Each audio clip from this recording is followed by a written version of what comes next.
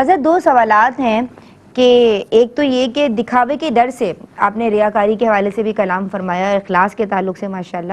لیکن اگر دکھاوے کے ڈر سے کوئی چھوٹا جانور کر لیتا ہے کہ ایسا نہ ہو کہ جب اتنا خوبصورت جانور دیکھوں تو کوئی دکھاوے کا پہلو آ جائے یا ریاکاری کا آ جائے اور میں بچنا چاہتا ہوں اس لیے میں چھوٹا جانور لایا ہوں. اور پھر دوسرا یہ کہ بعض لوگ مشقت کا سامنا نہیں کرنا چاہتے، آرام طلب ہوتے ہیں، یا یہ کہ اتنا گوشت آئے گا تو کیسے سمیٹیں گے، تو پھر وہ حصہ ڈال لیتے ہیں اجتماعی قربانی میں. ایسا کرنا کیسا ہے؟ دیکھیں، جو آپ نے پہلا سوال پوچھا دکھاوے والا، تو اس کے اندر یہ ذہن نشین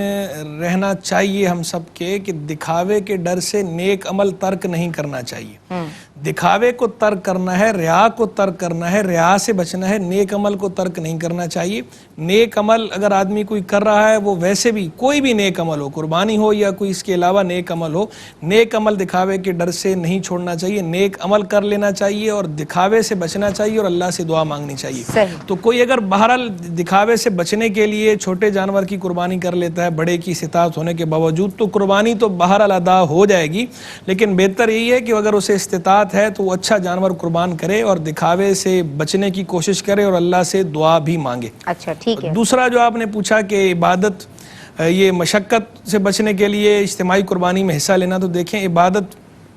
کے اندر دل تنگ ہونا اچھی بات نہیں ہے. اگر کوئی آدمی عبادت کو جھنجھٹ سمجھتا ہے، اسے مشقت سمجھ کر دل تنگ کرتا ہے اسے، تو اس سے منع کیا گیا ہے اسلام کے اندر. بہنیں زیادہ تر کرتی ہیں ایسا، کیونکہ بھائی تو زیادہ سمیٹتے بھی نہیں ہیں نا. بہنیں ہوں یا بھائی ہوں، جو بہنوں کے لیے بھی وہی حکم ہے، بھائیوں کے لیے بھی وہی حکم ہے. ہماری بہنیں بھائی سنیے، سب کے اجتماعی لیے قربانی میں نام لکھوا دیجئے کیونکہ ہم سے سمیٹا نہیں جائے گا. اجتماعی قربانی میں، ویسے اجتماعی قربانی کرنے میں کوئی حرج نہیں ہے، اس میں حصہ لینے میں بھی کوئی حرج نہیں ہے، لیکن یہ جو انٹینشن ہے، یہ نیت جو ہے، یہ قصد، یہ نیت اچھی نہیں ہے، یہ نیت بری نیت ہے. اس نیت سے نہیں حصہ لینا چاہیے، بلکہ عبادت کو خوش دلی سے کرنا چاہیے. عبادت ہمیشہ خوش دلی سے، کیونکہ رہ گئی بات مشقت کی، تو مشقت تو ہوتی ہی ہے. آدمی اپنے نفس پر جو بات گراں گزرتی ہے، نفس پہ گراں گزرتے ہوئی کرتا ہے. عبادت دین نامی وضع الہی کا نا، اس میں پابندی ہے، آزادی نہیں ہے ہر چیز کی. جب دین آدمی نے اختیار کیا ہے تو دین کا مطلب ہی یہ ہے کہ اس میں کچھ حدود ہیں، کچھ قیود ہیں جو اللہ اور اللہ کے رسول کی طرف سے مقرر کردہ ہیں. ان حدود اور قیود کی رعایت کرنی ہے. تو اس میں مشقت تو ہونی ہے، مشقت لازم ہے. اب آدمی کہے کہ مشقت ہوئی نہ،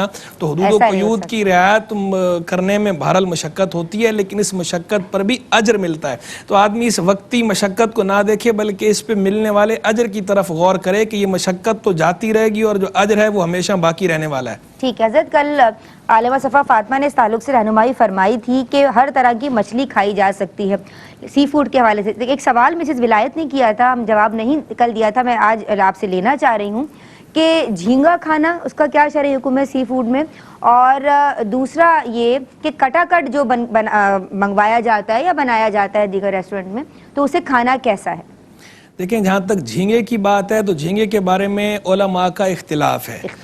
اچھا، اختلاف، بعض علماء اس کو جائز قرار دیتے ہیں، حلال قرار دیتے ہیں، اور بعض علماء اس کو ناجائز قرار دیتے ہیں. اس اختلاف کی ایک بنیادی وجہ ہے، بنیادی وجہ یہ ہے کہ چونکہ ہمارے فقہ حنفی میں،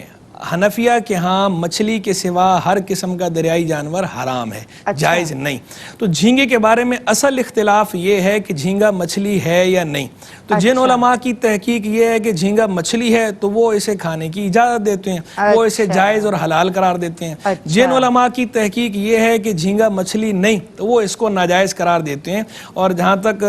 ماہرین ہیں جو جانوروں کے، ان کی بھی آراء اس بارے میں ایک جیسی نہیں ہے، بلکہ الگ الگ ہیں. بعض کی رائے یہ ہے کہ جھینگا مچھلی ہے، بعض کی رائے ہے کہ جھینگا مچھلی نہیں ہے.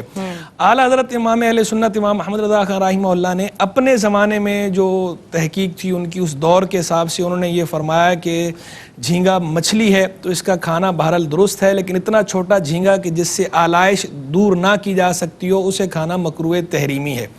تو یہ رائے ہے، بہرحال بچنا بہتر ہے، کیونکہ علماء کا اختلاف ہے تو بچنا چاہیے. لیکن کوئی اگر کھاتا ہے ان علماء کی اتباع کرتے ہوئے کہ جو اس کو جائز اور حلال قرار دیتے ہیں، تو ہم اس پر کوئی سخت حکم نہیں لگا سکتے. باقی لیکن جو آج کل کی جدید تحقیق ہے اس کے اعتبار سے دیکھا جائے تو جھینگے کو مچھلی قرار دینا بہرحال بہت دشوار معلوم ہوتا ہے. جھینگے کی شکل بھی جو ہے وہ کیڑے کی طرح لگتی ہے، اور ویسے بھی اس کے بارے میں اگر کوئی ڈاکومنٹریز دیکھی جائیں یا وہ لوگ کے جو ارضیات کے ماہرین ہیں اور اسی طرح وہ کہ جو آبی جانوروں کے آبی حیوانات کے ماہرین ہیں ان کی جو آراء ہیں آج کل فی زمانہ تو ان کی جو اکثریت ہے وہ تو اس طرف ان کا میلان اور رجحان ہے کہ یہ مچھلی نہیں ہے کیڑا ہے تو اگر ان کی رائے پر مدار رکھا جائے گا تو پھر تو بہرحال یہ مچھلی نہیں ہے اس سے بچنا چاہیے فقہ حنفی کی روح سے حلال نہیں ہوگی لیکن چونکہ دوسری طرف بھی علماء کی رائے موجود ہے تو کوئی اگر اس پہ عمل کرتے ہوئے کھا لیتا ہے تو ہم کوئی سخت حکم نہیں لگائیں گے لیکن بچنا بہتر ہے یہ تو ہو گئی بات جھینگے کی دوسرا جو ہے وہ آپ نے کٹا کٹ کا پوچھا تو کٹا کٹ کے اندر اگر ایسے اجزاء یا ایسے اعضاء شامل ہیں جن کا کھانا حرام ہے وہ اجزاء جو ہے وہ اکثر جگہوں پر وہ شامل ہوتے ہیں تو ان اجزاء کے ہوتے ہوئے تو بہرحال کٹا کٹ کھانا حلال نہیں حرام ہے لیکن اگر وہ اجزاء شامل نہیں کسی قسم کی آمیزش ان کی کسی بھی سطح پر نہ ہو اور بعض اوقات ایسا ہوتا بھی ہے کہ بعض لوگ الگ سے کٹا کٹ اس طرح بنوا لیتے ہیں کہ اس کے اندر کوئی حرام جو ہے عضو کی مسالے سارے وہی ہیں لیکن خالی قیمے کا بنوا لیا خالی گوشت ایسے گوشت کا بنوا لیا کہ جو حلال ہے جس کا کھانا حلال ہے تو اس صورت میں حرج نہیں ہے وہ جائز ہے اس کو ہم ناجائز یا حرام نہیں کہہ سکتے ٹھیک ہے مسالے سارے ویسے وہ ڈال کے بنوا لیا تو ٹھیک ہے حضرت